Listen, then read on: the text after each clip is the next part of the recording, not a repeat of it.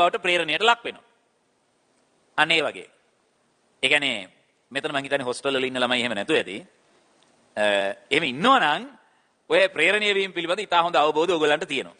එහෙම ඉන්නවා නම් විවිධ පළාත්වල උන් එකට ඇවිල්ලා ඉන්නකොට නේද? අපි හැම එකටම පුරුදු වෙන හැටි. දැන් දකුණු පැත්තේ භාෂා ඌරුව වෙනත්ම ආකාරයක්නේ. නෝර පැත්තේ තව විදිහක්, අනුරාධපුර පැත්තට යනකොට තව විදිහක්. ඔය ඔක්කොම උන් එකට ඉන්නකොට වෙන මාතල් එකක් තියෙනවා.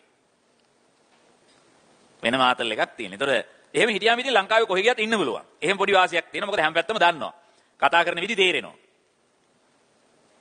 ඒතර දැන් අර අපිට වෙලා තියෙන්නේ අපි කතා කරන විදිය අනුව ප්‍රදේශයක් අනන්‍ය නෑ. ඇයි? හැම එකම කවලම් වෙලා මොනවා කතා කරනවද කියලා අපි දන්නෙත් නෑ දැන්.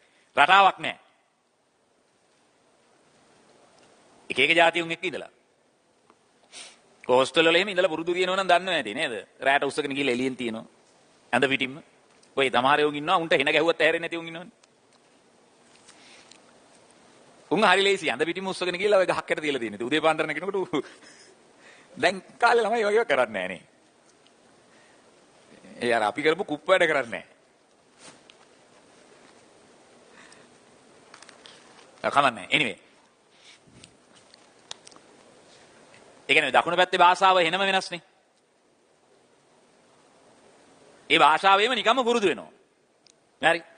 එතකොට දැන් CL2 ට වෙන්නේත් අර මොනවාද? අර මේ හොස්ටල් එකකට ගිය ගෙදර හිටිය කොල්ලා වගේ. ඌ ඊට පස්සේ අර ඉන්න උන්ගේ විදියට ඌත් හැදෙනවා. ඒ විදියටම ඌත් හැදෙනවා.